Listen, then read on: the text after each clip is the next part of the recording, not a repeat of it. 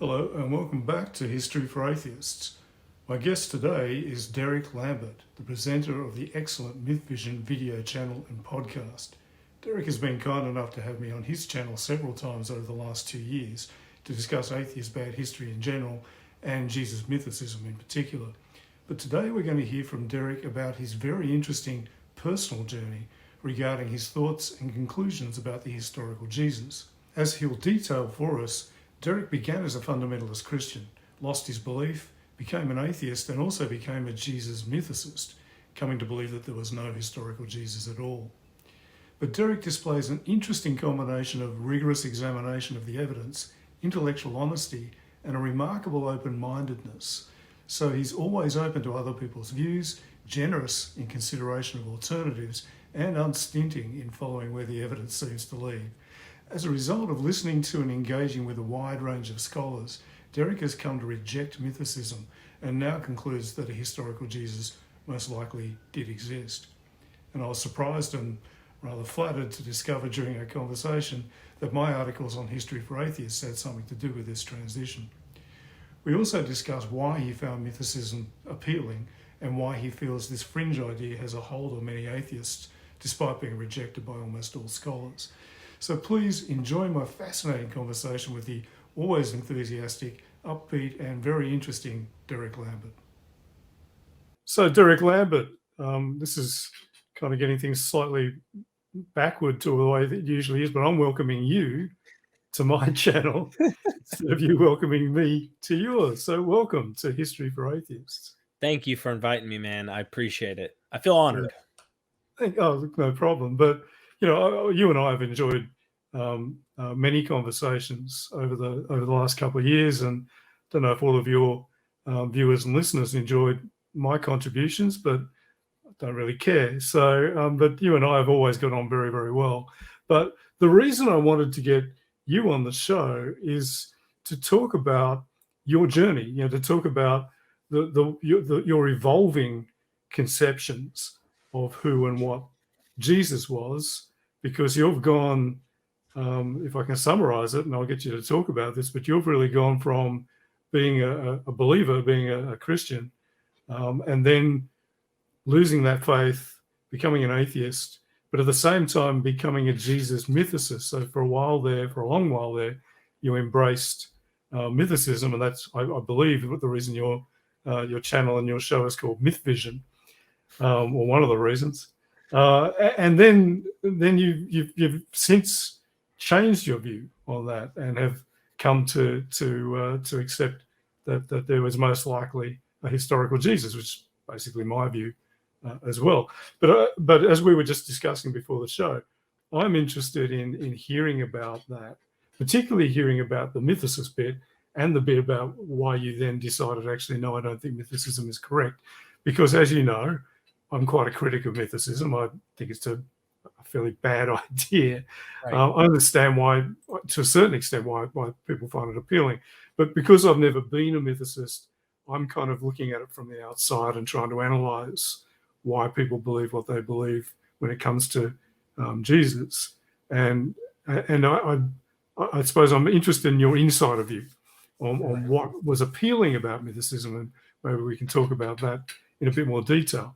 But have I summarized your journey reasonably accurately? Is that correct?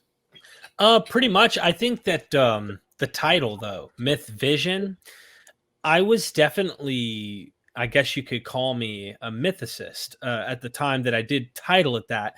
However, I wasn't thinking mythicism when I titled it. In fact, it came to the whole comparative religion thing, and I started to pay attention to mythology. So I was like, I was seeing parallels between like Hercules and Samson and figures like that. That's what inspired me to be like, I love mythology. I saw Jesus just as mythological as I saw Hercules, without really knowing a shred of like actual historical argumentation from experts in the field. So like all I knew was zeitgeist, and then, but we'll get into this. I know it sounds funny, but do you want me to like just give a quick like excerpt of my Christian journey? Yeah, I'd be interested in that part as well, because that's sort of like the first step. So yeah, absolutely. So I grew up, I am an extreme personality. I must say up front, I'm a very go, go, go. My father was a Green Beret in the Special Forces. He retired, 7th Group. You know, he's a war hero. He was a Halo combat instructor. I mean, Billy Badass. That's what my dad is. My mother was a redneck from the sticks of Florida. And so she, you know, and I mean, talk about a hardcore upbringing, lived on a farm her whole life, worked hard, but she came from a Pentecostal church, and it was a snake handling one at that. My father was a Roman Catholic. So the way they met was alcohol. Hang on. What a combination. Because we're talking about like two complete extremes of Christianity. I mean, Catholicism is about as formal and ancient and so on as you can get. Snake handling. And don't get me started. So anyway, sorry to interrupt. Please, no. Yeah. Fascinating already. Well, the way that they meet, it wasn't on theological grounds. It was at a party with alcohol involved, you know? So alcohol will bridge those ideological grounds if you get tipsy enough. And mom and dad met, you know? I find alcohol bridges many things. So yeah, absolutely. Yeah, I ended up becoming born at this point. We lived in Washington State. My father was not very religious. In fact, he was an alcoholic, and he didn't know that early on, but it was always a party, you know, young. My mom told me it was kind of hard to deal with him, and then girls and all that kind of stuff. You know, he's a good looking guy, and he's a go-getter soldier. He was in the Ranger school.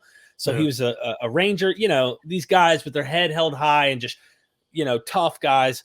I grew up in a household like that, and dad would go out overseas to war. Mom would be like, "Hey, will you come to church with me?" She would try to convince us, and we thought it was boring. We really didn't care for it. We're kids, you know. We're playing Mega Man and Sure, but even the snake bit was boring. It sounds pretty cool. That was my mom's upbringing. Oh, her I church. see. Sorry. So now we're living in slightly more right. Okay. Yeah, we're in a more Baptist-y type of church now. As a young, they didn't have those around here in North Carolina where we lived.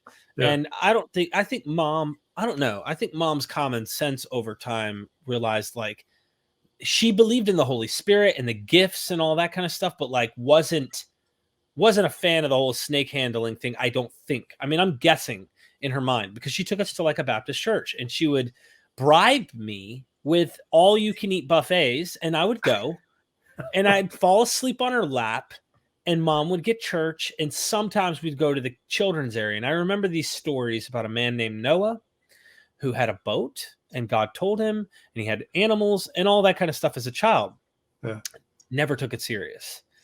It wasn't until I got older and more trauma happened in my life with my father being, you know, alcoholic, and my mother and father and fighting and not understanding. And my dad would, like, the night before, you'd think someone was going to die. I mean, I'm talking guns are pulled out, bullets are going through the roof or in the ground in the house, and guns are getting pointed at people, things like that. And there were a couple close calls, you know. So we would end up having to leave for weeks at a time, and it was very traumatizing trying to have mom explain to me, your dad doesn't mean it, and yet I'm seeing dad turn into a werewolf. Sure. So I'm going to a private school. I'm skipping a little to kind of give you the idea. I'm at a private school in middle school, and there's this guy teaching, have you ever told a lie? It's a Christian school, but, you know, they're not pushing anything on you until this day. Have you ever told a lie? And if you've ever told a lie, you've told two. To lie about that lie so you could cover it up. Then you have to lie about the lie you're lying. And like this big guilt trip that had me go down to this altar call because he convinced me that this man named Jesus, who died for my sins, cared about me. And this isn't judgmental, you know, like the whole message is love. You don't think, well, I'm going to burn in hell if I don't do this. That's the skeptic atheist really loves to point that out. You know what I mean? Like, you don't think that when you're No, I understand. Yeah. And I go down. I went down and I accepted Jesus into my heart as my Lord and Savior. And I felt an experience that, you know I have my explanations now, my natural reasons for why I think I had these experiences. But I had then found a father who could never let me down. The perfect father. Interesting. Yeah. Is my Abba father and his son. Yeah. And I had this relationship where I had the Holy Ghost inside of me, and it wasn't a speaking in tongues Holy Ghost yet. But eventually, I go to a house church with a friend. Someone invited me. I went. They spoke in tongues, and I was a little freaked out. But eventually, I started speaking in tongues myself when they laid their hands on me and stuff. And I'm like listening to them. You know, no, but seriously, it's more like. And I mean, like they would do this, and they're like in your face, and they're like all into it. Like you want to laugh at first, but then you're kind of like, they're serious. Yeah, you get caught up. I've been to Pentecostal churches. I've watched it. So, yeah. And I started speaking in tongues, and then they train you to start doing it on your own. So when you're out and things are going wrong or something bad happens, you're speaking in tongues. And they would tell you, like, God understands what you're praying for because you're speaking in the tongues of angels, but you don't understand it, and that's okay. And so I was in a house church by a woman pastor, which was a big no-no, I found out later on. She spoke in tongues. We were King James onlyist. The end was going to happen before she died. Jesus told her this. And I believed it. I really, really believed it. Now, when people say you weren't a true Christian, what does that even mean? Do you get that as well? All the time. Oh, really? Yes. Because I was raised in the Catholic Church, but I was never like terribly fanatical about it. And so when they say that to me, I kind of think, well, maybe I wasn't. You know, I didn't take it that seriously. I didn't believe all of it. I just believe the more convenient bits. But for them to say that, to use that argument on you, I mean, that's ridiculous. Anyway, I was brainwashed, Tim. I mean, I really believe. I had dreams. I had a dream about the second coming happening while I was observing a thunderstorm in the front yard, and a lightning bolt struck me, and I started getting sucked up into heaven. And I looked around, and there's all these other people. And the other one that really had me waking up crying was I was a girl that lived right down the street when I was growing up. We saw fire in the heavens coming down. And I knew that that was it. I don't know. I just knew, right? Yeah. Why do I know? Because I'm already being taught these things and whatnot. Yeah. But I knew the end was happening. I was looking and I saw the fire coming down. And I remember her saying, and I used to say this as a Christian. She said, "What the HE double hockey sticks?" And that's what I used to say. She said. Now I'm like, she said, "What the hell?" But I didn't want to cuss. You know, curse words brought potential curses. Like that's how I believed. I was superstitious. I mean, really into the charismatic stuff. Like there were spirits everywhere, demons trying to do things to us, that kind of stuff. And I believed it and woke up, man. And I thought, oh my gosh, Jesus is coming back soon. And it was real to me. So when people say I was never a Christian, I really have a hard time believing that they were as sincere as me. To be honest, I can't say that because I don't know. But I mean, but that's a really good point because, I mean, but you and I both know that you weren't really a Christian thing as a cop out. Yeah. It's no true Scotsman argument. So we don't need to labor that point. But this is fascinating. Please go on. Yeah. So then skipping ahead, I ended up going to a Calvary chapel. I must admit, I started to struggle with addictions myself. And alcohol was one of them, but not as much as it was painkillers. Eventually. I mean, it started off with me just smoking a little pot, trying a little ecstasy, do a little shrooms here and there. I tried Coke once, I explored as a young man. And eventually I got hooked on opiates, prescription medicine, like Percocet, Vicodin, you name it. And I went through some tough times, like going on and off. And finally, when I started coming back to Jesus, because I wanted to do the right thing, and I knew he would have the power, right, to help me live a straight and narrow life, I went to Calvary Chapel, which is a much more reasonable Christianity than what I was in. Sure. And my curiosity to really understand what I was reading and what I believed went up because this other church used to tell me, the cult church that was extremely cultic, said line upon line, precept upon precept, and don't go to none of these other churches are teaching the truth. This is what they would teach me, which I believed, I love that. Yeah. All the other churches that have ever existed for the last 2,000 years are wrong, but we're the right ones. We're the right ones. And Jesus told her, by the way, she's dead now. But she said that Jesus told her. Wow, another prophet that turned out to be wrong. What a shock. Another one. Yeah, what a shock, right? I laugh about it now. She was a sweetheart. She really was. Yeah, But I'm sure she was. man, Yeah, she got caught up in the same crap we all keep getting caught up in, yeah, and this is why I love doing what I do. yeah. I go to Calvary Chapel and I hear the pastor preach from this passage in, I think it's John, yeah, Gospel of John, where he says, and Jesus says, tear down this temple and I will rebuild it in 3 days. And the Jews say, Pharisees say, what are you talking about? It took us, and the man who was preaching that day said, 40 years to build this temple. Now, I had been reading my Bible and I knew it wasn't 40, it was 46. I knew it was 46. That's how serious I was about God's word. So I took a little bit of a problem with what he said in my head. And I thought, do I know more than this guy? I don't know why. I was thinking like, maybe I should be up there preaching. And I really felt like maybe I need to become a pastor because I will take a better care of handling the word of God. I went up to him after the sermon, not saying any of that. I said, how do I do what you do? Where do I go? How do I become a pastor, who leads a flock? And he said, you should go to this college nearby. Carolina Bible College is what it was called at the time. They changed it to sound more sophisticated. Carolina College of Biblical Studies. And yeah, like that somehow makes them smarter. Or come here and you'll be an expert. I went and I started to study. I got my associate's degree in the long run, but while I was there, I discovered Calvinism.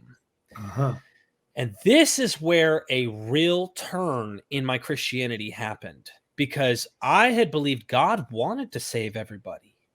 Like he really wants to save everybody. This is the kind of emotional Christianity that my God is love and love, love, love. He just wants to do this and that, but why isn't everyone saved? And I'd have these questions. Calvinism solved these questions, but made me swallow a much bigger pill. You know what I mean? Like predestination. And that pill causes a lot of other issues. And I ended up debating with the professors at this college. I'd debate with them in class. They'd bring up something. I'd go, but doesn't that say before the foundation of the world? Like predestinarian stuff? Because I was a caged Calvinist. I went through the caged Calvinist phase. So just for viewers and listeners who aren't familiar with predestination, and just to quickly summarize, effectively Calvinism teaches that no, it's not that you get saved. God decided, as you just said, literally at the beginning of the universe, who goes to heaven and who goes to hell, which, as you say, solves some of those other theological problems. It's just kind of nasty. Oh, it's pretty mean, You're not lying. It's one of those paradoxes within Christianity. But no, that's interesting. Well, man, your journey is even more interesting than I thought it was going to be. Please go on. This is good. Yeah. So I became a Calvinist, and then I had problems with people. The thing about me is I'll go way into these things to the point where from Derek, but yeah. Then I have a problem with the areas that I go into because I'm finding out they're not going far enough, or they're not being consistent. And that's the problem I start to find out in everything I start getting into. So I become a Calvinist, and I started seeing a problem with some of the Calvinists because I then started to attend a Presbyterian PCA church. I became a member of it. And I didn't know how serious this was, but they are like an offshoot of the Puritans. Some of the women wore head coverings. The only instrument they used, which we were lucky they used an instrument at all, because the other PCA in the town didn't use them, was a piano. We literally sang from the hymn books that were written in, I don't know, 16 something. I can't remember. I can't even pronounce half the words. Like it was that old school. And we read and studied the Puritans, people like that, John Calvin, all of these people. We were going back to the Reformed faith. I ended up having problems with two things. First of all, they weren't being consistent on evil. I believed that God did create evil. I was trying to swallow that pill and then said I had swallowed the pill, but it was still stuck in my throat as an analogy. I would say, yes, this is what it says, but never really cognitively let that saturate my thinking and what that means. If God created all that is evil and good, and he's the causer of all these things, that really, really, eventually I thought about it and went, oh my gosh, like that means some of my own family members that I love I love them more than God. And that meant God's attribute of love was not applied to them. Sure. You know, like this, I started thinking, am I more loving than God? And these are things you really have to ask. But eschatology is what got me in trouble. Because for the longest time, I believed the second coming was happening soon. I was so for people who are watching, I believed like the Left Behind people, to make it simple. Yep. I was a pre-mill dispensationalist who believed that the end was near, the Jews needed to go back to the land of Israel, and the second coming of Jesus was going to happen any moment now because this fulfilled prophecy. Sure. And Jesus said, you know, then I found this idea called full preterism or preterism. And I'm skipping years of my addiction along the way to tell you like all sorts of stuff. I got into full preterism because I started checking out partial with R.C. Sproul, Kenneth Gentry, Gary DeMar. For those who don't know, the Reformed pastors who teach on the subjects that I'm into, Calvinism, but also that taught a certain form of eschatology that taught post-millennialism. And it's called partial preterism, which meant some of the prophecies that we're reading already happened. Yep. I had believed they already happened, like Matthew 24, Mark 13, Luke 21, the synoptic parallel of the apocalypse, so to speak, of the temple's destruction. Yep. I believed that was fulfilled, which now I think it's ex eventu, but that's a different thing. The point is, I start to get highly technical here, and I'll try to make this is not too technical, but I believed it. Yeah. And I became a partial preterist. Then I found this guy on the internet named Don K. Preston who said, Jesus came back in 70 AD. And I said, what kind of drugs is this guy doing? You know, that's my first intention is like, but I believed the Bible. So like whatever the Bible was saying, I had to believe, number one. And number two, my presupposition was Jesus cannot lie. So if you start with Jesus cannot lie and whatever the Bible says is true, you'll follow this cognitive dissonance route that forces you to say, okay, Jesus did return, but it's in a way that we don't understand it. So now we have to... It is remarkable, though. I mean, I think you just summarized it really beautifully there about how if you start with those premises, then you end in an ununtangleable tangle, whichever way you go. And this is why you've got these various forms of eschatology, all of which are completely incompatible. But they're all trying to untangle the tangle, and they're just getting themselves even more sort of tangled up. But yeah, it's interesting. But the interesting thing is most people don't even bother thinking about it. It's just, oh yeah, okay, that's fine. I love the fact that, you know, and you're still doing this. You're following things because of your personality. I think you're following things through to their logical conclusion. The problem is you just keep running up against your logic the whole time. I hope I'm not now. I really am trying. I think you're not, but I think what we're seeing here is, as someone who analyzes people's behavior for a living, we're seeing a pattern of behavior playing out in different environments and scenarios. But anyway, sorry, I should let you go on. No, you're awesome, Tim. Thank you. I really appreciate the compliment. And yeah, I realized that Christianity got it wrong. Now, when Jesus got it right, yeah, but good. Christianity got it wrong. See, I'm finding ways to fit Jesus is still right, but the church got it wrong, which is exactly what all these other crazy cults start to do.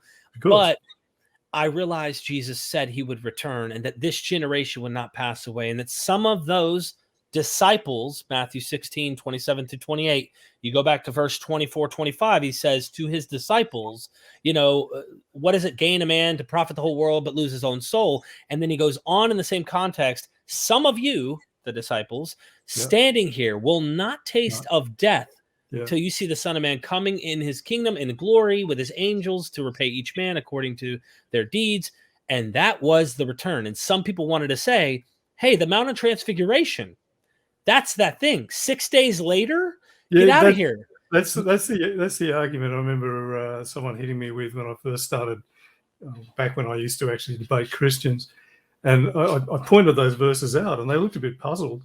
And then they said, oh, but this is just before the Transfiguration. I'm like, it's not just before. It's as you say, it's 6 days or thereabouts. I think Yeah, Mark and why would you tell some of them that some of you will not die? By the way, none of you died 6 days later, and I'm saying that it makes no sense. No sense at all. Yeah. None. And so I followed the logic, and like you said, I've had this validated over and over with academics who aren't needing the precept that Jesus told the truth and that everything he says is right.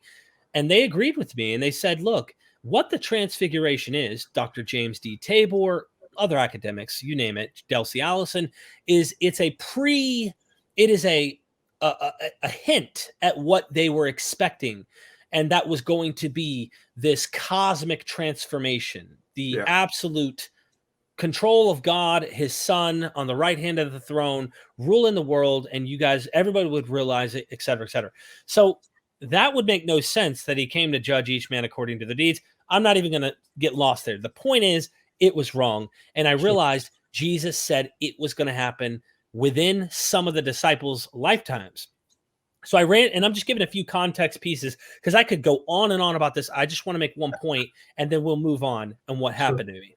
Sure. I realized some interesting stuff in John chapter 21. And some scholars say it's attacked on, chapter 2 of the Gospel of John. Probably because someone in the church fathers realized we got a problem here. Jesus said, and they added this place where Peter's like, well, how am I going to die? And he's like, listen, you're going to be carried away. Your arms are going to be stretched out, carried in a place you don't want to go. And this might be a hint at the tradition that Peter was killed in Rome. Yeah, seems that way. Yeah. Yeah, and I think so. I think there's a hint here. Whether it happened that way or not, I'm going to go with it doesn't hurt if it did. So whatever. And then he goes, but what about him, the beloved? And he says, what if it be my will that he remain until I come? What is that to you? Yeah. Just this little sentence, and it's shocked. It put like cold chills up my spine because I said, hold on. And he says, if it be my will that he remains until I come, what is that to you? And I believed as a preterist, this beloved disciple was alive at the return of Jesus. Oh, okay. Okay. Instead of what I now think, which is they said this, and then there was a rumor, it adds, that this disciple wouldn't die. Yeah. And then he goes, but he didn't say that. Whoever the author is, they're winking at you saying, this disciple's dead now. He's dead. Yeah. So we've got to try and explain this. So you're looking at layers there. Anyway. Yes. And at first I'm like, this is the second coming, and this is amazing. I'm finding out something. There's something of a gnosis in a way. I can imagine these Gnostics or the so-called what people who think they're saved by knowledge. Yeah. Like there's a sense of elitism in knowing things that others don't know. And I already felt like I was elect. I was a Calvinist. So there's already this pride of like, I am chosen. When we get onto mythicism, I think we should come back to that point about that self-esteem from knowing things that other people don't know, because I think that's one of the psychological drivers of many beliefs, but particularly mythicism in this particular context. But yeah, okay. Absolutely. No, you're onto something there, because I enjoyed that as well, because nobody was doing this. Nobody was looking at this. And I ended up going to my church and was talking to members of the church about preterism, and they could not refute it. I mean, like it's like what scholars say about the failed apocalypse. For those who do know scholarship, they all say Jesus said, and it didn't happen. Paul said, and it didn't happen. Well, I said it did happen. Paul's talking about the destruction of Jerusalem. I would find ways to say, because it's prophetic, I believed. And so is the Gospels. They're all in harmony, and it's all teaches. In fact, we said the book of Revelation was about Israel, not Rome. So when you talk about Babylon, you would think it'd be Rome. That's what scholars say. No, we said it was Israel. They were the harlot, and they were the ones guilty of the blood of the saints, because in the Gospel of Matthew, he says, you, Pharisees, are guilty of the blood from righteous Abel all the way to Zechariah. We came up with so many gymnastics. That's a creative reading of Revelation. I know. And it was because it says in the city that the Lord was slain, and it calls them Babylon. So Yeah. we said, well, he was slain in Jerusalem. So these, Sure. Jerusalem might be that city, and it gets destroyed in 70 AD. So we found everything fit through 70 AD and the Jerusalem temple. I debated people at the church, like not publicly, but like in our hangout, open our Bibles, and I go, tell me, disprove this, like show me how this isn't the case. And they couldn't, and they became convinced, a couple, but they weren't as solid rock as I was. I got a call from the church, and I had to go meet up with 5 elders. And they sat me down and they said, Derek, sit down, and we don't want you to speak. We want you to listen. And they rebuked me, and they condemned what I was saying and what I was preaching, and told me it was heresy, and that I'm not to do that anymore. This is brilliant, because I'm getting visions while you're saying all this of this stuff happening in the 2nd century. Can you imagine in the 2nd century when the churches are starting to spread out across the Mediterranean, and you got people like Marcion, for example, go, well, hang on, let me have a look. Let me look at this bit of scripture. I think it means this, and then sitting him down in Rome and saying, okay, Marcion, no, you can't talk anymore. So there you are. It's pretty much that in microcosm, isn't it? Yeah, you're That's right. great. So you were effectively declared a heretic. This is great. How old were you at this stage, by the way? I think I was probably 23 to 24, maybe something like that. Maybe I was young, and they told me to be quiet, so I did. But I even was like, can I not say something? Because I think that I'm right. I felt like Martin Luther, honestly. Yeah. I would recant, but conscious and scripture. And this is what I had on my side. I knew I had it. I knew that I had scripture on my side. I just didn't know that what its conclusions were is where I was going to end up at some point. So here I stand, I can do no other. That was what great. I felt, man. I love the stories, by the way. I love getting into Martin Luther. I love all this stuff. Even if I don't believe, I love history. I love learning this. Same. I think this is one of the things that you and I have in common, and would still have in common even if we disagreed on the whole Jesus thing. Yeah, Yeah. Anyway, go on. All right. I'm excommunicated because I stopped going. I mean, what are you going to do when you go if the dog comes to your house and you think you're going to be fed, and you kick the dog hard enough, it's not coming to your house anymore. So I get excommunicated, and I start to preach this idea of full preterism. I went to a church. I'm skipping ahead here. I got involved with a lot of people on the online community that were also thinkers like me, who believed Jesus did come back, and would debate with these people who left it but went back into some form of orthodoxy. So there were guys who left and said, this is wrong. And I would challenge this. And I started to get involved in this online community. And I'm skipping ahead to say, I also struggled with my addiction still. That's always been this thing.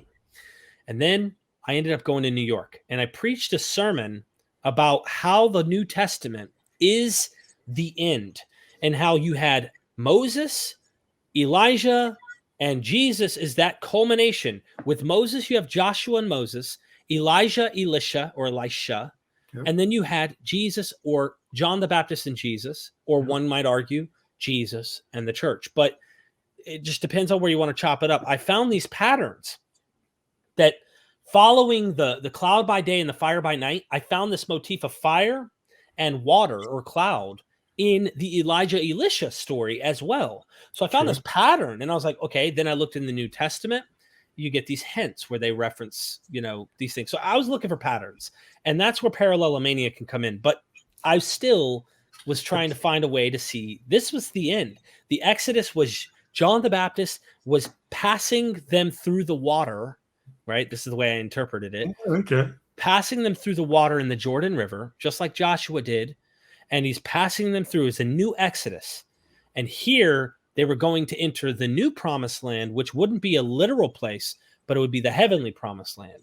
And everything started to go and take place in heaven. So I started to do this, and I preached this sermon, and I was hooked on Percocets at the same time. Right. And then all of a sudden, I'm just going to skip ahead and say, I really got deep into my relapse of drug addiction. It got worse and worse over the years, to the point to where I ended up eventually on heroin. And I'm not just sniffing it. I'm actually shooting it up at this point. I'm injecting heroin in my veins. Yeah. I'm skipping the years of my alcoholism because I was hooked to alcohol when it wasn't opiates, and I'm dying. And I'm just going to get to the whole deconversion situation and my situation of being clean. I'm dying of drug addiction. I don't know how to live my life. I don't know what is true and what isn't true. I'm in the darkest place I've ever been at. And I literally am thinking, I'm stuck, but I can't stop. And I don't know how to stop. And I mean, I tried for years. I was addicted for at least 10 years, on and off, but mostly on to all these drugs. And I said a prayer, that day that I was trying to get clean. And I said, I don't have the strength. I was thinking my Calvinist ways, I don't have what it takes. It's going to take all of you because I can't do it. But I kept going. And I got involved into recovery groups, 12-step recovery groups. They kept talking about a higher power. You just need a higher power. Whatever you want to create in your head. And man, I had a mess up there. I had a mess of ideas. I mean, I don't even know what the hell I believe. Can I borrow yours? That's pretty much what I was thinking when I went to these meetings. I really was. I was like, can I borrow yours? Can I borrow yours? And then, I got back in to studying and comparing. I had a buddy who was comparing these mythologies, and I never knew that the Bible might have had myth in it. I was always still a literalist. Sure, yeah. Once I discovered myth, it really radically opened my mind, and it made me stop being as fundamentalist as I was. That doesn't mean I didn't have tendencies to be fundamentalist, but there was a big ego crash or crush for me when I was dying. I realized I don't know, like kind of the Socratic, you know enough to know you don't know. I learned from experience that I don't know, and that what I'm doing isn't working for me. And all I was doing was switching from Jesus, my drug, to alcohol or opiates, my drug. And it was literally replacing the same chemical reactions in my brain and giving me the euphoria. I had all the endorphin release, everything from the music to my excitement in researching and debating and engaging with, I called it mental masturbation. It really was. And I got high off of it for a while, and then it'd crash. And then I'd get high off of it a while, and then it crashed. Well, when I deconverted, I slowly started to by watching the movie Zeitgeist. Now, for those who don't know, because this was a kind of a early 2000s, wasn't it? Yeah, but I watched it, of course, later. You know what I mean? Yeah. I can't recall. I'll have to look it up. But it's a movie that came out. It got popular online. I think it got popular very early on YouTube, and it's basically a conspiracy theory. Like most conspiracy theories, largely incoherent. But the first part of it was there's a conspiracy that Jesus didn't exist. Right. And it's effectively, for those who understand or know about mythicism, it's effectively an encapsulation of Dorothy Murdoch's, or Acharya S, as she used to call herself, who's a kind of it's all the pagan gods. He was just an amalgamation of all the pagan gods, dying and rising saviors, Horus, Osiris, Mithras, all that stuff. And it's garbage. I mean, even even most mythicists consider it to be total garbage. But like you, a lot of people got into the idea of Jesus not existing by watching Zeitgeist, even though it is complete crap. It's sort of like the early 2000s version of QAnon. I mean, not quite as dumb. Yeah. So, when I first watched it, it wasn't that it proved Jesus didn't exist for me. It was more, for me, it was more that it brought Jesus down and put him on even playing field as these other gods. It didn't prove to me he didn't exist. That question arose out of the whole logical conclusion that if astrotheology is true, and that Jesus is based off of a solar myth, that he is a sun god passing through the 12 signs of the zodiac, then the 12 disciples aren't really real. They are symbols of the zodiac signs. And then you get into the whole the what do they call that? I don't know why I got a brain fart right now. It's the big, what we call the great year. And is this idea that, the spinning of our earth on its axis goes around every 24,000 or plus years. And every 2,000 or so, a little extra year, 2,160, something like that, years, there's a new age that we enter in, and they believe that Jesus is entering in this Pisces age, which is the fish. And here you have these hints that we're getting in, like here, follow the man that is carrying the water into the house. And the whole fishes of men and calling fishermen and catching lots of fish in the Sea of Galilee and all that stuff.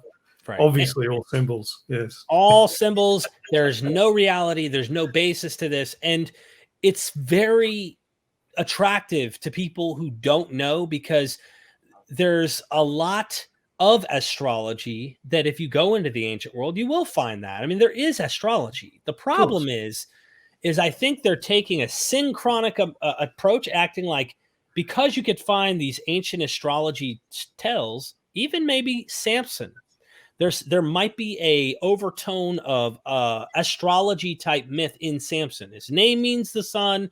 The guy had 7 locks. There's 7 days to the week. You cut his hair off, it loses its strength.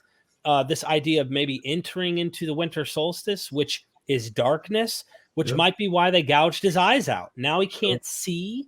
And, there might be something there. But then running to the New Testament, and it's exactly what fundamentalists do, where it says this in Genesis chapter 3, it means that in Revelation chapter 4. And it's like, I hate to break it to you, but it's more complex than this. And it's interesting because I've again, I don't do it anymore, but I used to encounter Acharya-S and therefore zeitgeist style mythicists all the time, and they're exactly like fundamentalists because they can cherry pick bits and pieces and connect them all together in completely stupid ways, and cannot see that there is no connection there because all they can see is parallels. Yeah. And you talked before about parallelomania. That's a line of thinking I've always found baffling. But some people just, that's all they can see. Once they see a parallel, that's all they can see. Yeah. But so these guys are very similar to fundamentalists. Not surprisingly, some of them are ex-fundamentalists. So makes sense. I think I was still, so there's this idea, you're right. I had fundamentalist methodology still going on, and I still, I don't know if you could call me a fundamentalist, because when you engaged with me, when you first met me, I was still a mythicist, but I was not, I had been broken so bad from my drug addiction 6-7 years ago that I realized like I need to keep a humble, open mind to anything in life, because it's tentative. Yeah. It's especially history is probabilistic. You don't really know with absolute certainty on many things. So you want to be cautious. And I had that same methodology. And I think most mythicists still have that, is a pattern recognition on steroids. And so you find people like Acharya-S. I used to love watching her material. And don't get me wrong, if she was alive, I would have interviewed her. And I still would probably say, Acharya, you going to debate so-and-so? Let's see how things go. No matter what someone is, I will draw my own conclusions. And I hope they still love me after that. But if they don't, I'm not going to bend over backwards to try and save the day. But I've drawn historicists. I'm a historicist now. I'm very open about that. I let them know that. All the mythicist people, I've had people tell me that I'm a turncoat. I feel like I'm Josephus at this point. Like, look, I'm the last guy who pulled a straw. Now everybody commits suicide. But so again, it's another parallel with fundamentalist Christianity. I mean, backsliding. You're a backslide. Or they have a conspiracy that I know that historicism isn't true, but that I'm sucking up to the academics because of my channel, and I want to bring in. This is their whole thing. They think that I'm sincerely. Some of them, and I can't paint all of them the same. No. But there are batshit crazy people in most of these areas. So, okay, interesting. Yeah. So Acharya-S said, John the Baptist said, there needs to be less of me and more of him, right? And then what she did, this is what really made me like red flag at one point. I was like, hold on, I'm going to ignore that for now, and move on, because she said that this was. So John the Baptist was the sun, and less of me meant the sun was going down into the winter solstice or something like this. And that more of him meant there's a rise of the sun or something. I can't even remember the astro-theological point, But Yeah. she made this mountain, I mean, this extravagant Mount Everest out of this simple One statement verse. that John the Baptist is saying, look, Yeah. I'm going to be less on the scene. Jesus is about to take over. That's simple. Let's Wow. make it into this thing. There's a secret code behind it all. And it makes people feel good that they know the secret code. Yep. And I get comments, man. I cannot tell you, Tim. I have people in my lives and in my comments. You know, you see your comments from YouTube and they always know. It's not a like tentative, and this isn't for all mythicists, but there are the ones that I know that are in there, and they will tell you, oh, the name is Tammuz, which is also Talmudic, and with this and this and that, and this is some stringed word, and this word goes from Egypt all the way over here, and this means that, and then they know, and they know. It's not even academic. It's not even like, listen, I like to think this. You know, I asked Ian Mills, a Christian scholar. He now has his PhD at Duke University. Love that guy. Good guy. Good guy. Don't agree with him on everything because he's a Christian. So yeah, obviously, but yeah, smart fella, good guy, humble. So yeah, I love the guy. And I told him one day we were recording. I had to stop it. I said, "Can I ask you a serious question?" And he said, "Yeah." I said, "You just told me Jesus failed, and I'm sorry I have to ask this because I came from fundamentalism. Why are you a Christian, bro?" And he said, "Because I love Christianity and I love the tradition and I just want to be one. I think the morals of, you know, being kind and humbling oneself and things like that." And in none of his answer did he really satisfy the fundamentalist me. You know what I mean? I was just like, if he failed, why believe him? You know, that was my mindset. And he's got that very different way of thinking about it. And you know, I think Dale Allison is another example of someone who doesn't let his conclusions get in the way of his Christianity, or more importantly, doesn't let his Christianity get in the way of his scholarship. And I think that's something that we can't say about some other Christian scholars, including people like N.T. Wright, and certainly the more apologist end, because they start with their conclusion.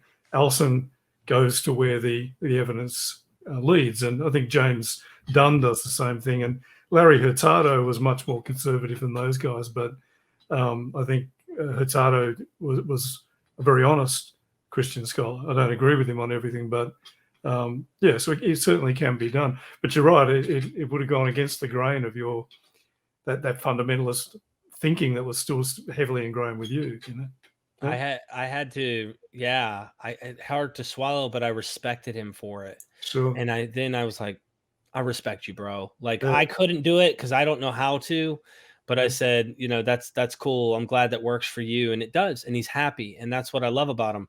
I wish that I'm going off into what I wish. I wish more mythicists were more open in terms of like what happens. I feel, and I'm getting into the mind, I think, of what I felt is we get this scalpel. We find a tool, and it's a sharp, critical scalpel that we think works. And we start to paint everything as myth. And when stuff starts to look like it might not be in the line of, when I use the word myth, I mean to define it as like, this is not historically true. Or it's mythology. It's not history. It's not actually accurate. When it does seem like there's a fossil, there's this scalpel that can cut, carve, or like make sure that if there is a way that we can explain it other than the just normal, natural, historical approach, we have that way out so that mythicism can still remain plausible. And after a while, it was just like I did as a full preterist. I started with assumptions that, well, I know this isn't true. And there's some truth. This is the problem with a lot of this. There's some truth to the fact that Christianity isn't true. So when you know that, you have this position where you're like, look, I have no good reason to believe this actually happened and any other deity is not actually this or did not actually rise from the dead. For example, we can give other accounts of apotheosis, whatever. Like, did Romulus really do what we have him accounted as saying and doing? No. Did Julius Caesar? Like, there's a lot of things that we can look at and go and say, no, that didn't happen. I have no reason now to think Jesus did. And it started from a comparative religious point of view. Now it's astrotheology. And now I'm starting to look into this. And it wasn't so much astrotheology. I was looking at Richard Carrier and Robert Price and other people like that. And let me get to the heart of one of the reasons it started to turn me. I came across your work, Tim. For those who are watching this, History for Atheists, okay? I saw you writing, and you got into docetism because there was this argument that the mythicists were trying to make, and you were pointing out, no, docetists aren't mythicists. It's one of those weird Christologies, though, right, that starts to develop. And you're explaining it, and I didn't know anything of it. And I humbled myself because of my previous experience with near death from being a guy who thought he had all the answers till he had to be on his knees from heroin addiction and realize maybe this guy knows something that I don't. And I listened to what you said. I really did. And I listened and I said, man, one day I've got to interview this guy. I knew I needed to talk to you at some point, but I didn't reach out yet. But I read your stuff. I was reading your stuff. Even your engagements, when it gets sometimes down in the comments, beneath. Oh, me? No. I'm kind and sweet.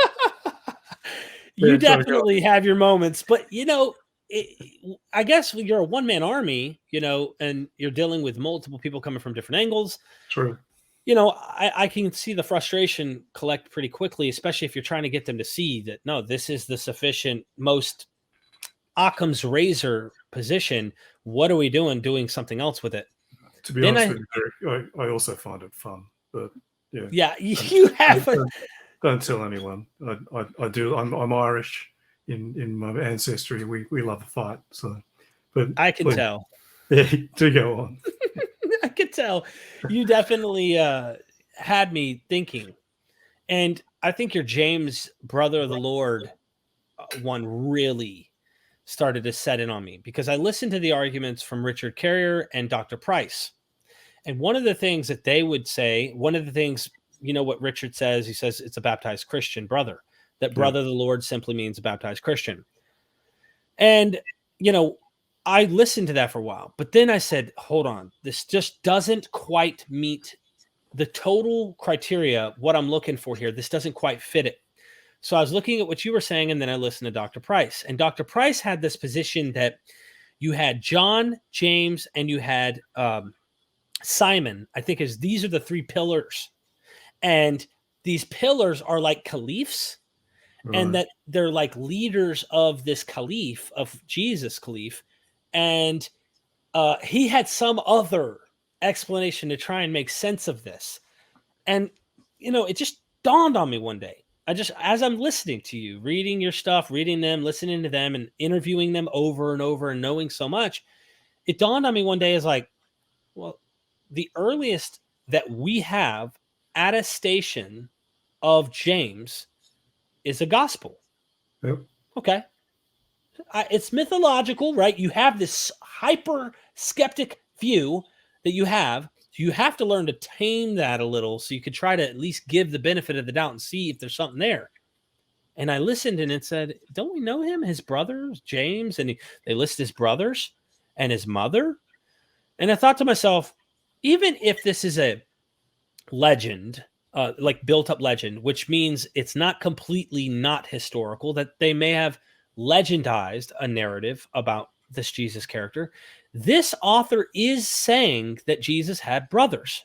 Yeah.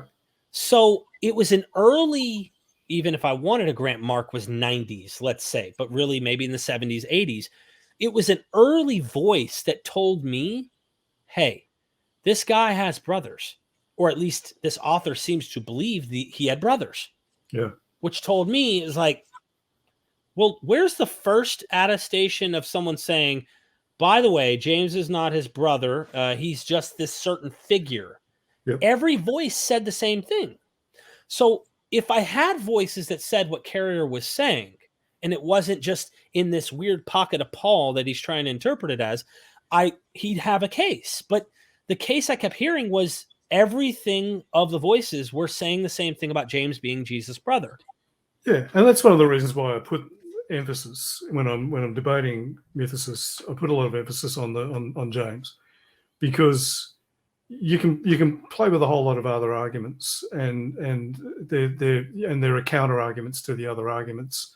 There's counter arguments to the James argument as well, but the James argument, I think, gets, as you just very carefully identified, gets to the hub, the absolute nub of what's wrong with mythicism, in that it's trying to explain stuff away in a fairly contrived way. The natural reading of James, the brother of the Lord, in Galatians 1:19 is he was Jesus' brother.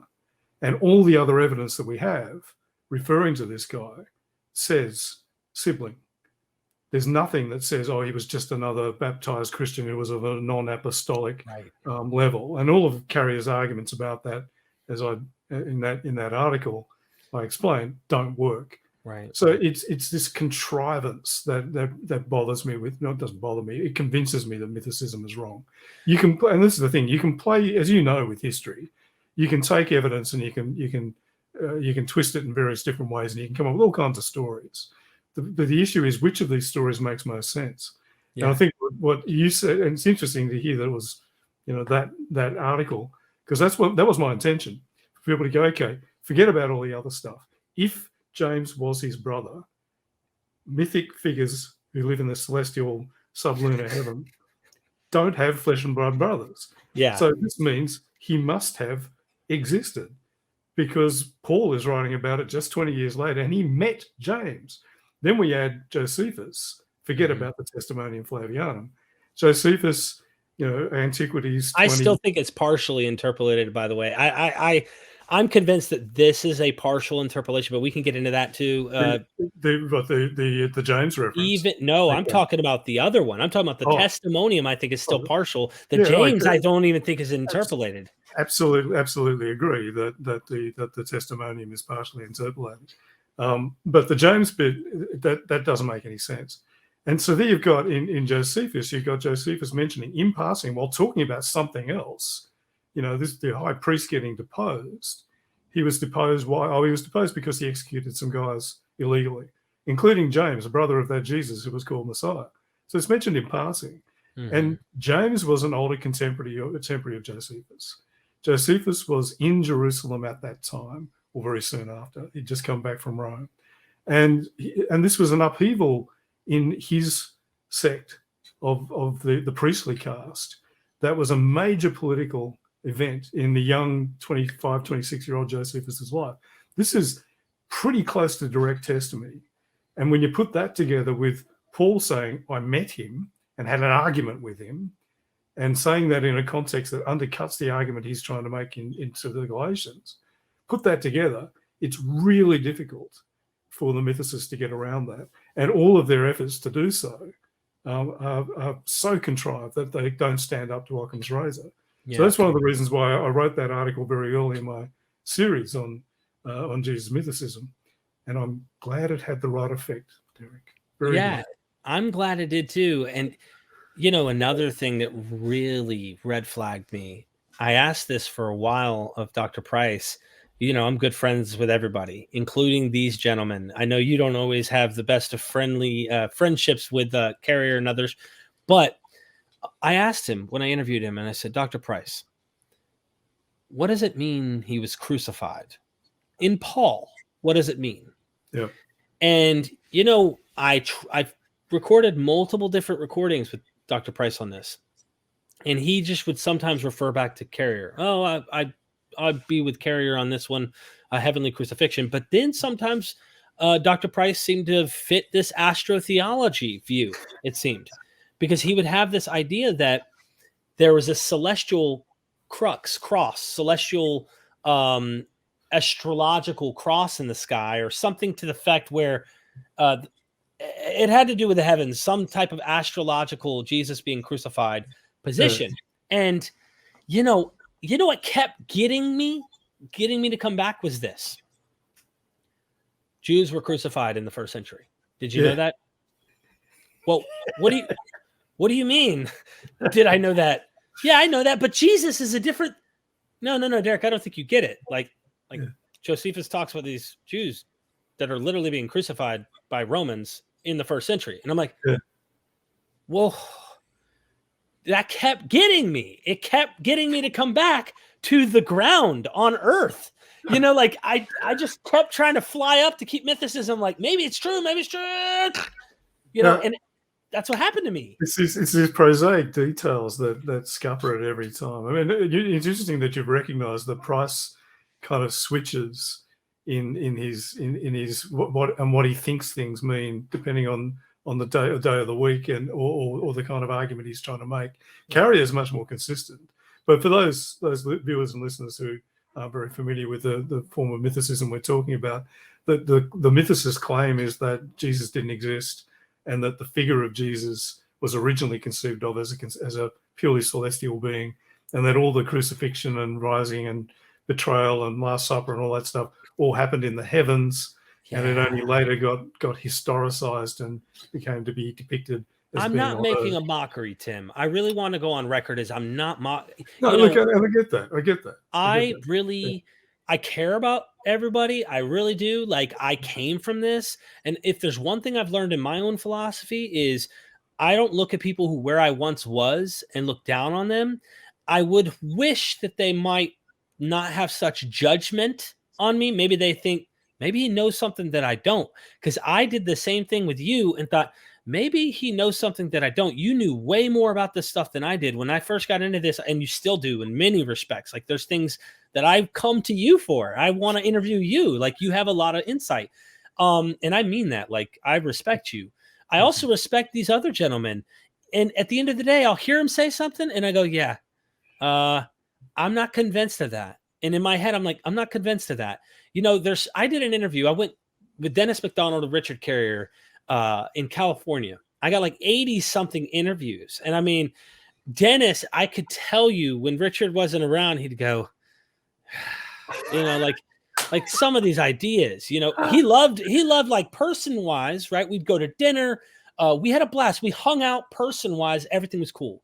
It came down to when mythicism got brought up, Dennis was biting his tongue. Like, no, It's interesting because I saw some of those and I really wondered what McDonald was thinking because Carrier he's so, I won't say dogmatic. Yeah, I'll say dogmatic. He's absolutely convinced that he is the great genius who has uncovered the mystery. Right. And yeah, and you know, and I thought it was interesting that the McDonald would spend that much time. But, you know, obviously he saw it as a good investment in public education. But I just wanted to go back, though, to something that you touched on before, because you were talking before about when you first became interested in or convinced by mythicism, it was largely because of that all or nothing approach that fundamentalism instills in you. It's either all true. I've heard Pentecostal preachers say this. You know, it's either all true or none of it is true. So you either accept it all or we have to throw the whole thing away, which is a false dichotomy, but it's a very powerful psychological thing. And this is why I gave up debating creationists, because I realized they weren't believing in creationism because they'd looked at it scientifically. They were believing it so that they could go and then believe everything in the rest of the Bible. Right. So it gave them that tool. And there's no way by sitting and explaining to them about the second law of thermodynamics or, you know, the principle of speciation in evolutionary biology, their brains just switch off because that's not why they believe it. So that all or nothing thing is extremely psychologically powerful. And it's interesting that you were saying before that once you started to get that parts of the gospel stories can't be true. Yeah. Then you were on a kind of a slippery slope. All the way the other way. Yeah. Exactly. And that you were still thinking in that fundamentalist way. And this is one of the things it's interesting for you to say, because I've been observing that with mythicists, many mythicists, not all, but particularly the ones I call mythers, who are not major proponents like Price or Carrier, but just your online guys who watch on YouTube videos and then come and yell at me on Twitter. They God bless them. They've got this all or nothing approach. And just this week, I had one of them saying, well, if some of it is myth, and they're misusing the word myth, but what he's saying is, if some of it isn't historical, then why do we accept any of it? And some of them just can't get their heads around that. I'm in the process of writing an article at the moment addressing Stephen Law's argument that runs along those lines. He says we have reason to believe that Jesus didn't exist because the stories of Jesus are contaminated by elements that we know can't be true. So why should we accept any of it? And he puts it in a much more sophisticated way because he's a philosopher and a very intelligent man. But from a historiographical point of view, that argument is flawed because, as you noted, we've got mythological story, non-historical stories about all kinds of figures in the ancient world, including ones that we know existed. So just because we've got a story that Augustus was miraculously conceived when Apollo visited his mother Artia in the form of a serpent, doesn't mean we can conclude that Augustus didn't exist, because we know he did. So you had the same with Julius Caesar. Sure? No, I'm just kidding. Exactly. There's that YouTube woman TikTok woman who claims that the Roman Empire didn't exist. Oh my gosh, the level! Yeah, I think that it's a conspiracy thing, though, Tim. Yeah, and this is, and I think there's a couple of very, from what you've said, I think you're confirming that there's a couple of very powerful psychological drivers that drive a lot of mythicist belief, and that's the all or nothing. It's either all true or none of it is, and then the conspiratorial or the Gnostic. I know stuff that other people don't know, and then there's the conspiratorial thing of I've got, it's a similar sort of thinking. Mm-hmm. I've uncovered the mystery that I've uncovered the secrets, like the Da Vinci Code. I've uncovered the secret, and I know better than everyone else. And these are very, very powerful things. And I think the other problem, I've often said, I'd be interested in your thoughts on this. I think the other problem is that if you go looking for an alternative to the traditional Christian narrative about who and what Jesus was, it actually requires a lot of work to uncover what scholars like Ehrman and Allison and others, Paula Fredrickson, say about Jesus, that he was basically an eschatological Jewish preacher, an apocalyptic preacher. So if you go online, you either find one of two things. You tend to find fundamentalist Christian apologism, or you find mythicist stuff, and there's nothing much else. And this is one of the other things I'm trying to do with History for Atheists, is provide something else. Mm-hmm. Because it sounds to me as though that's kind of the path you went on. You went from fundamentalist belief, well, what else? How else could we explain this story? Right, astrotheology, and then eventually, Doherty, Carrier style, Price style, celestial Jesus mythicism. And it took you a long while to get back to find your way to what real scholars think. And I'm not being rude about Price, maybe a little bit about Carrier, but they're fringe guys, right? So if you look at mainstream scholars. Right.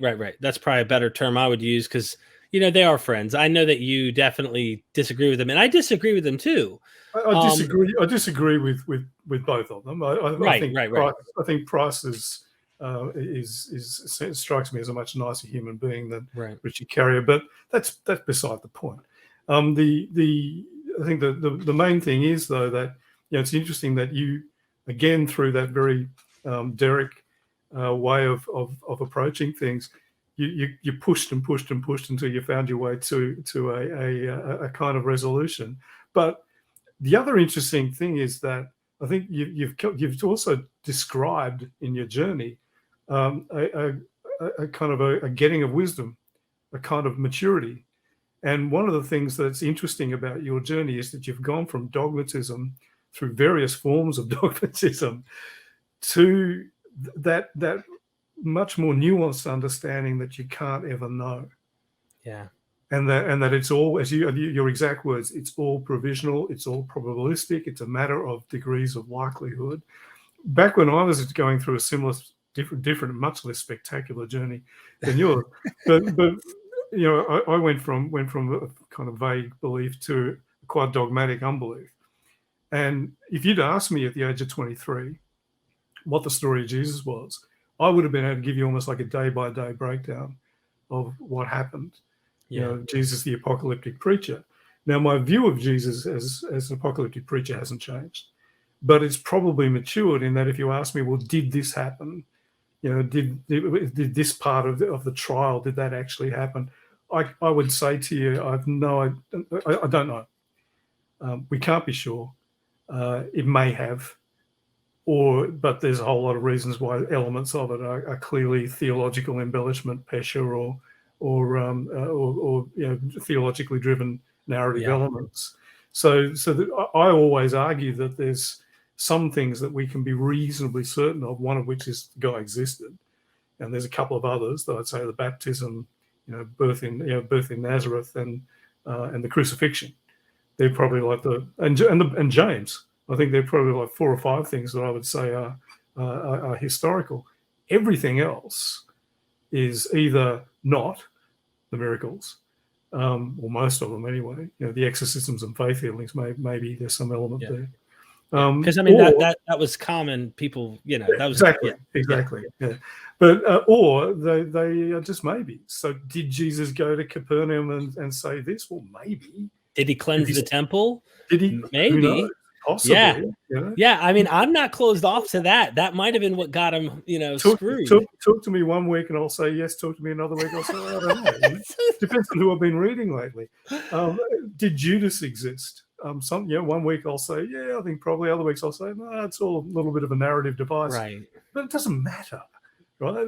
And this is I think the thing a lot of people are trying to do, and it sounds like you were trying to do, is replace a kind of very concrete, very clear, very definite, dogmatic set of Christian beliefs about Jesus with an equally crystal clear, dogmatic set of non-Christian beliefs, and mythicism gives them that.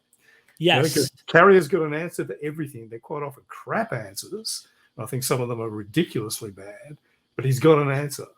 And it's really interesting. I must say, so when I deconverted and started to join this mythicist idea, was astrotheology at first, and then it became, like you said, Doherty type. I began to, I was still a believer in a power, in a God, in something. God wasn't just Christian. God wasn't just Jesus. God became bigger. The way, the truth, the life, no one can get to the Father except through the Son. And then I went, hold on.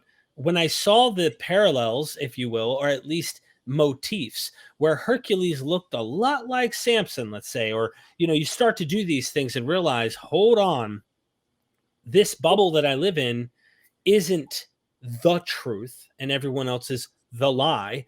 I realized God is showing up in all of these worldviews, kind of a Baha'i idea, but it's more like pantheistic. I didn't have Baha'i. I'm just making a point to analogize, but God got bigger and was in everything.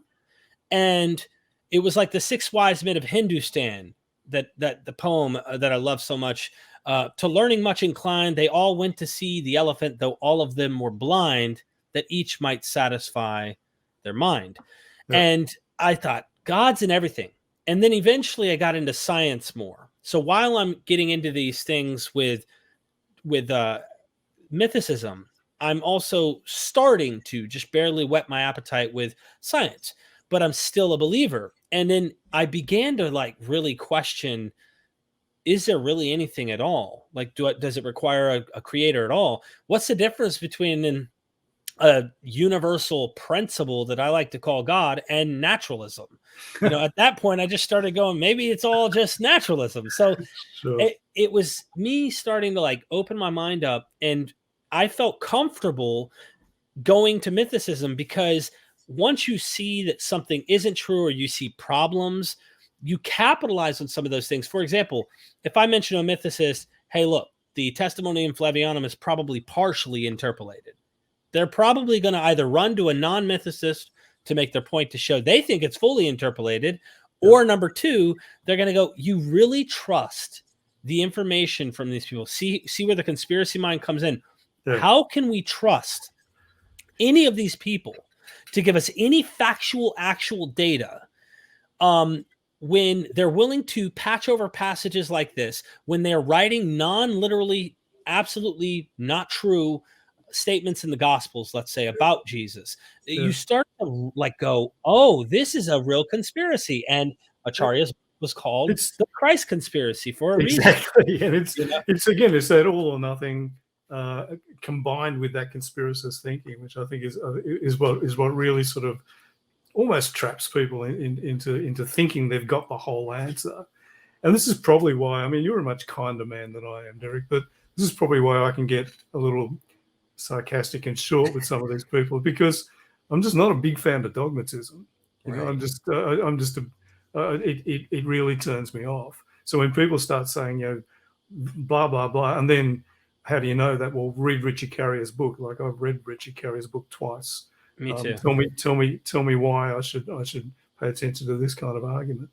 But no, look, I think the interesting thing I find about you, though, mate, is I've kind of known you, as you pointed out, as you've been on the last part of that very interesting journey. And I do thank you for talking to us about it today. And so it's been interesting to watch, but also interesting that you're getting some fantastic guests on your channel. And so, folks, I probably should have said this right at the beginning.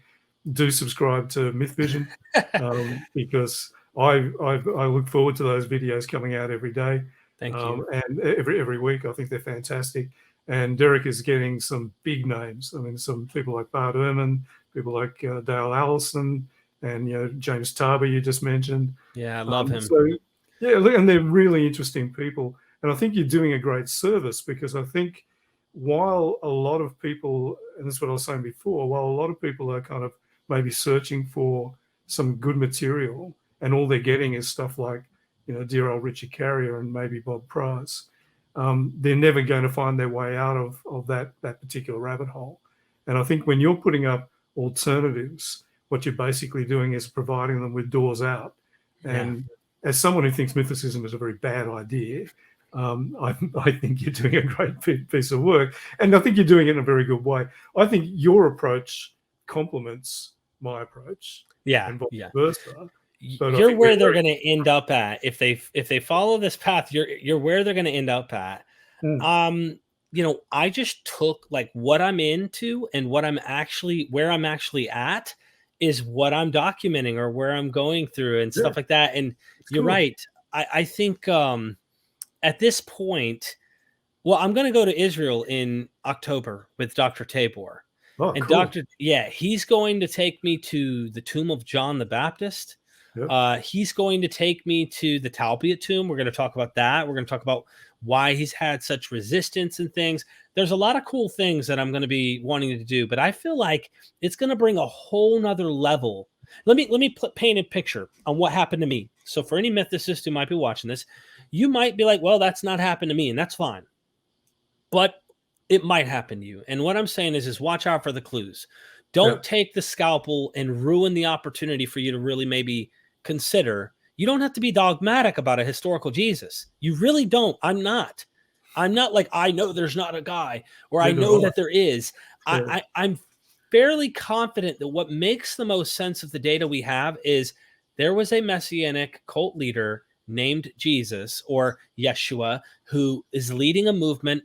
He's apocalyptic, just like the Qumran sect. And they had a teacher of righteousness who died and they thought was going to rise from the dead. Tabor talks about this. This is in the Dead Sea Scrolls. They believed that he was going to come back. Okay. He wasn't going to remain dead. Cognitive dissonance even set in for them. Now, they didn't go through the whole, let's Christianize the whole thing. It's almost like the Dead Sea Scrolls married Philo's thinking, and here you have Paul. It's wild. So when you start to see it, it's like you've been looking at one of those paintings or those pictures on the wall that has like all these little designs. And they say, if you stare at these two dots long enough, you'll see the Twin Towers, or you'll see the object come. And that's what you start to see, is you start to see Jesus. And it's not the Jesus you believed in. Yeah. It's a totally different Jesus, but it makes you fall in love. Yeah. Well, I don't know. I would argue that the apocalyptic Jesus, the Yeshua historical Jesus, is a much more interesting person than the abstract figure or the religious figure that you find in the Gospels. Though he's actually in the Gospels. I mean, I've as part of writing my current article, I literally went through every single Gospel for the first time in years. starting at Matthew 1 and working my way through to John 21. And it was really interesting to see how much of the Jesus that I've come to believe, come to conclude over the last 30 years is right there, particularly in Mark, but especially in Mark and Matthew, and to a certain extent Luke. But it's much more. This is what I often say in my History for Atheists videos and in a lot of my articles.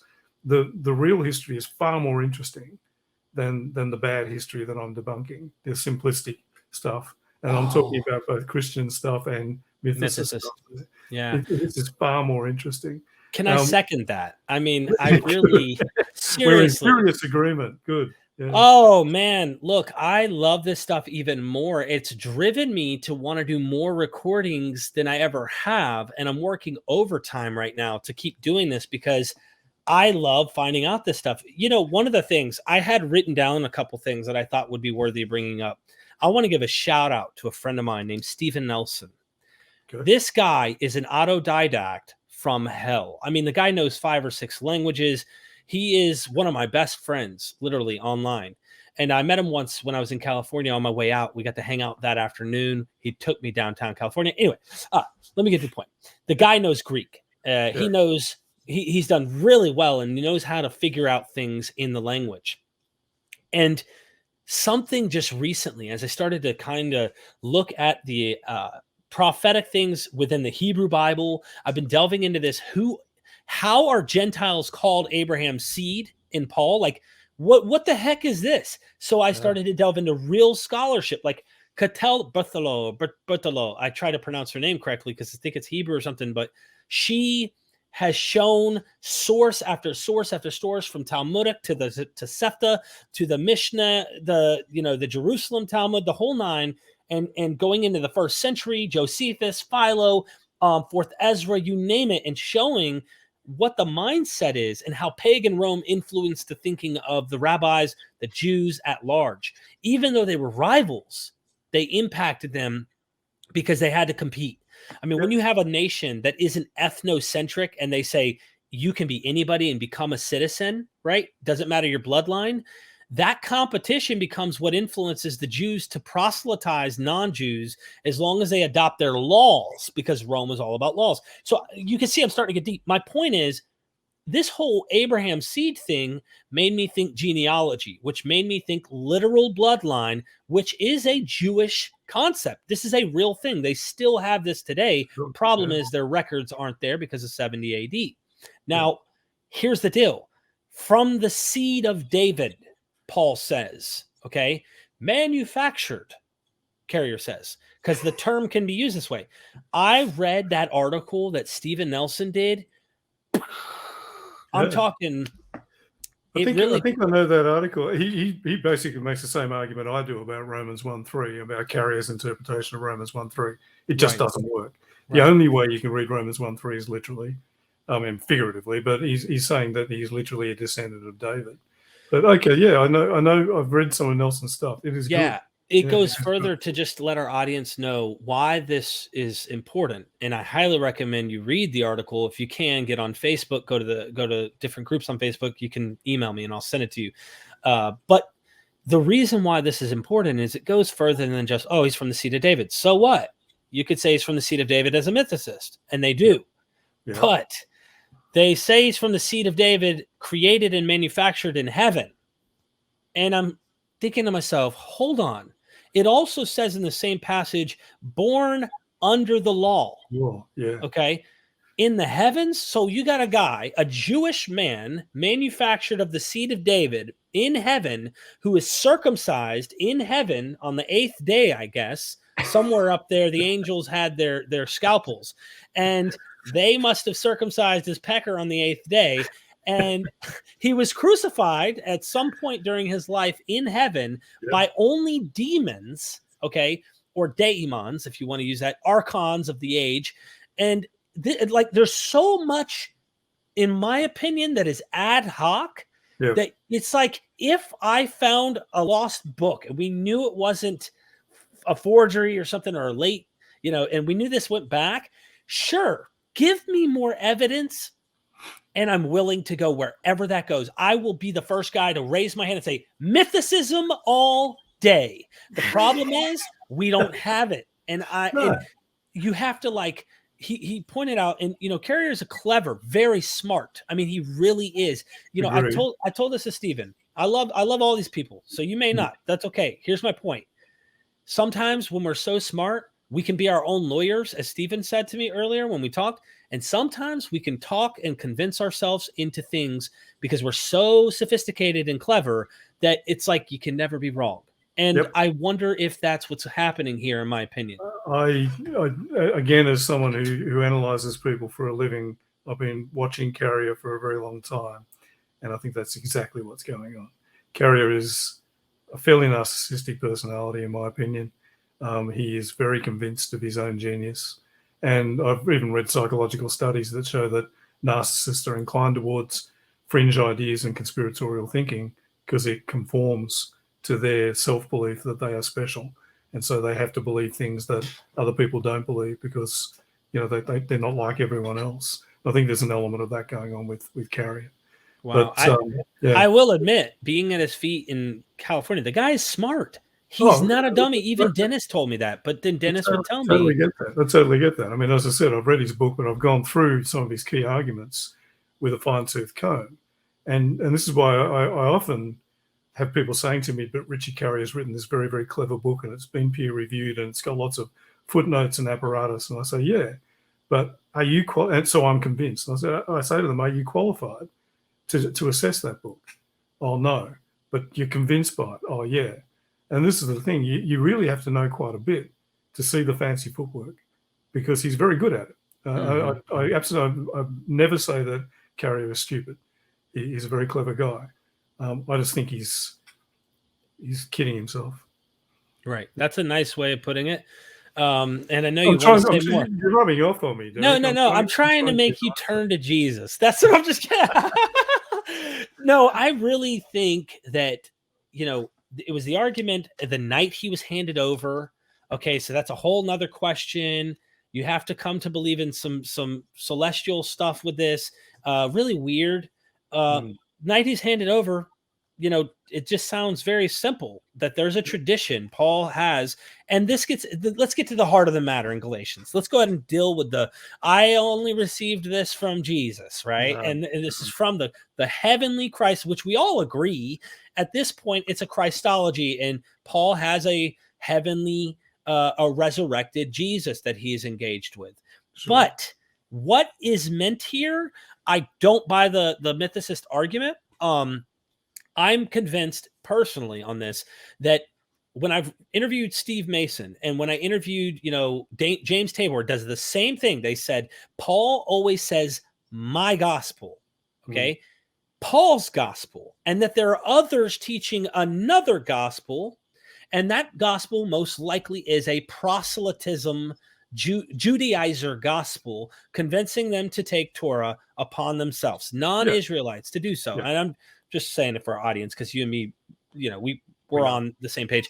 I just want them to hear, so they're not like, he doesn't know why he's not a mythicist anymore. No. Let me tell you, so the conspiracy theory isn't alive after this interview. You understand that I'm more convinced Paul is saying that he received his idea of his gospel, which is faith in Jesus without a requirement of Torah. It is a rare, odd thing. He even manipulates the Hebrew scriptures in interesting ways to make his argument. Even in Galatians 3, he talks about Abraham.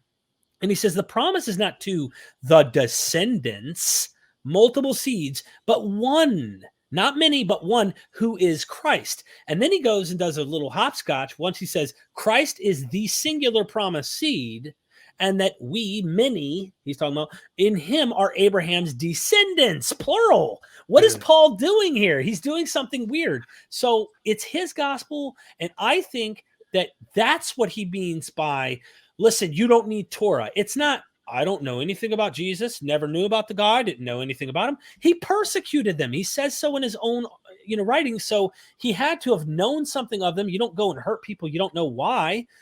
I mean, maybe some psychopaths, there is a FBI thing, but he knew what he was doing is my point. I'm going to get lost on this. I mean, and this is an argument I've had many times with mythicists, where they sort of say, Paul says that he got all of his information about Jesus from Revelation. He got it from visions. So he doesn't get any information about Jesus from anyone who was a follower of Jesus before him. So there's no connection between Paul and the historical Jesus, because that's what they're trying to argue. Right. And that they always cite that, I can't remember which verse it is in Galatians 1 that you just referred to. Right. I got this directly from Jesus. I got my gospel directly from Jesus. The problem there is that everyone's reading, or most of these people are reading Galatians in English translation, and they're reading it in a Christian translation. So the word they see is gospel.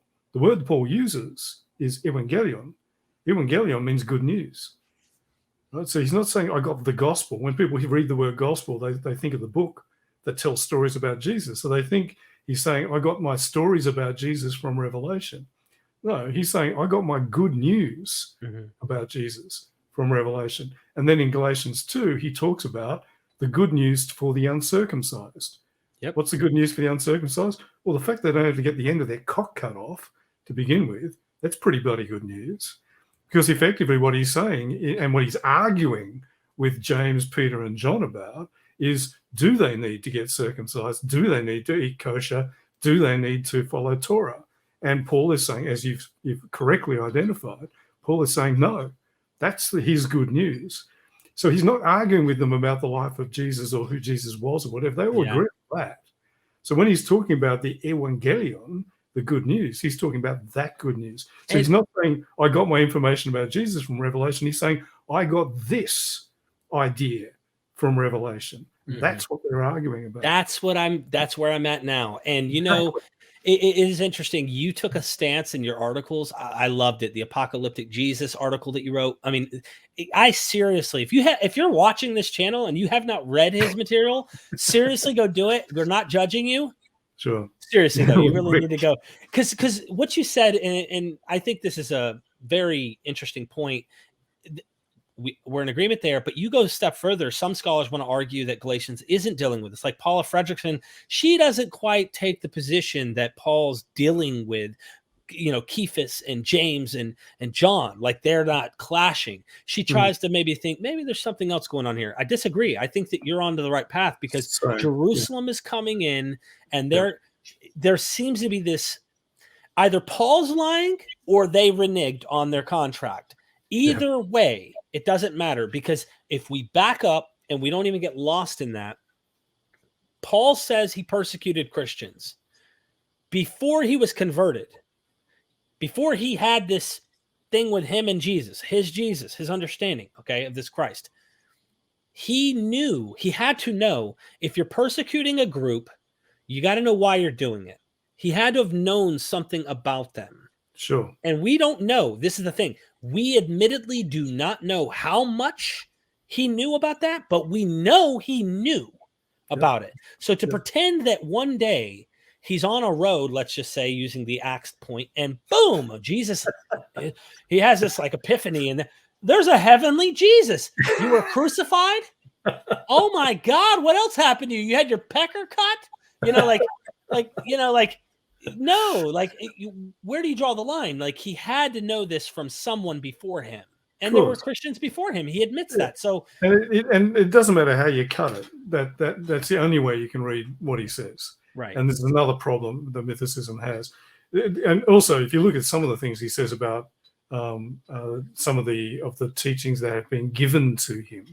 Now, mythicists try to say given to him by Jesus, but if you look at the grammar of a couple of these, one's in Corinthians, I'd have to look up the exact verse. Right. The grammar, grammatically in Greek, it is not direct transmission. It's ultimately from Jesus, but through a second or third party. So grammatically, that's the only way that can be read. Right. And so, who the hell are the second or third parties? Mythicism has to answer that question. I've yet to come across a mythicist who even understands the point, but who can then give me an explanation. Whereas, I think the obvious explanation is the apostles, those who were apostles before me, as he calls them in Galatians 1. So over and over again, you're constantly coming up against elements in the material that only make sense if there was a historical Jesus who had first followers. Paul got his information from those guys. That's what he's reflecting in the 7 authentic letters of Paul. Once more, we're in furious agreement. Derek, Yeah. I realise that we've been talking for a while now, and I need to try and keep this to a manageable length, but really have enjoyed the conversation. Me too. And it's been a really interesting depiction of that journey that you've been on and that you're continuing on, I think. Yeah. But look, I'm humbled and a little surprised that I had such an impact on your journey, but that's great. Look, and the funny thing is, I've spent a lot of time, because I enjoy it, arguing with mythicists online. I probably do it less than I did a few years ago, but it's interesting how every now and then, out of the blue, I'll get an email from someone saying, I used to argue hammer and tongs with you on Rational Skepticism forum or on the the Richard Dawkins forum, and I thought you were a complete asshole, but now I have to admit you're right. But you're still a complete asshole. Oh, they're right about the asshole bit. I think everyone who knows me knows that. But it's great to see that you chip away, and eventually, I think some people manage to come to a less dogmatic view. And frankly, I don't care if people have a undogmatic belief that there is no Jesus, or even an agnostic. I think that's a bit of a wishy-washy position, but even an agnostic position, because to say we don't know, well, we don't know anything in ancient history. It's all matter of probability. But I do care when people come and start quoting the book of Richard Carrier at me as like thumping it like they're thumping a Bible. Right. That gets annoying. But Derek, look, I appreciate your time, and we'll probably need to have a chat again sometime in the future, I reckon. Yeah, I'm down. I just want to say for the record, if you back up a little bit and you don't get caught up in these small little pericopes and using only the mythicist position, you just back up and realize there's this thrust in history. The Qumran scrolls, everything from Daniel, they have apocalyptic fervor, and you see the same thing. My eschatology that led me out of Christianity, from knowing that the end had to happen, is what really brought me back, even through all of the mythicist stuff, and realizing there's still this voice that expects the end to happen soon, and it's a Jew, and just like all the other Jews. And so once you start to get back there, it's like a boomerang. Don't take a scalpel to the fossils. Try a brush for once, and you'll find the bone. I'm telling you, that's what I started to do, because I feel like mythicism is over skeptic. It's like it becomes a methodology of skepticism. Like, is there a way we can make this not make true or not make sense? And you can, Yeah, of course you can if you try hard enough. I mean, it's a story I often tell. When I was in my late teens, I read a book called Holy Blood, Holy Grail, which later on was the basis for the Da Vinci Code. But when it was first published in 1980, I think it was presented as this non-fiction book, and it was a great book. It was this like mystery. These guys were unraveling this mystery, and they were discovering all sorts of information that led to the idea that Jesus had married Mary Magdalene and had children, and they'd gone to France. When I read it at the age of 17, I was blown away. I thought it was the most amazing book ever, and I was completely convinced by it. I then went and did a university degree and learned how to analyze things critically and how to detect bullshit better. And I went back and reread Holy Blood, Holy Grail when I was about 24 and couldn't believe it was the same book, because it was just complete nonsense. But the difference, the book hadn't changed. It was the same book. I had changed, because I wasn't doing that hyper skeptical. Well, let's find a way to make this true. You were looking for a methodology. You figured out a methodology, and that's the thing I didn't have. When I first met you, I didn't have that. I had this critical scalpel, like I keep using that as an analogy. But I must admit, the more I learned, the more I kept listening and not acting like I was right before I listened. I would try to actually hear Paula Fredrickson.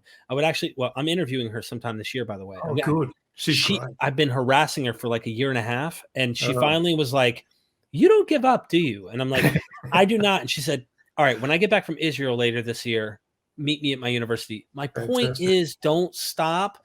If you're a mythicist right now, I get it. I love all the mythicists out there. I love Richard Carrier. I love Robert Price. I love all of these people. But I must admit, where I personally go, Jesus was crucified on a cross, or he was crucified, however you want to detail the details there in particular. He was crucified, and I'm not convinced that's in heaven.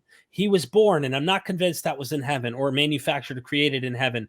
You have to get off into all sorts of material that you don't find in the New Testament, and you have to assume, like the life of Adam and Eve, or you have to assume that there's a section in the Ascension of Isaiah that does something strange that is fitting this motif.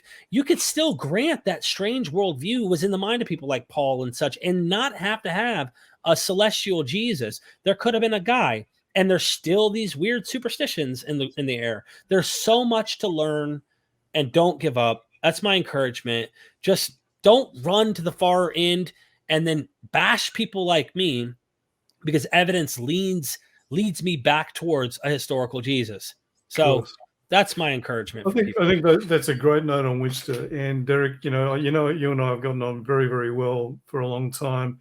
I think you're kind of like the kindly and open-minded yin to my asshole yang. So, I think as I said, I think we make a good team, mate. But loved having this conversation. Wanted to have it for a long time. So really appreciate you taking the time. Thank you. So all I'll say is thank you very much for being on History for Atheists, and hopefully we'll talk again. Well, I hope you enjoyed my conversation with Derek Lambert and the story of his interesting personal journey regarding history and the historical Jesus. He's a great example of open-minded intellectual honesty. I strongly encourage you to follow and subscribe his Mythvision podcast and video channel, where he engages with a range of leading scholars and also with mythicists. He has some great interviews with several significant figures in fields associated with the history of religion, and his shows are well worth your time. See you again here soon.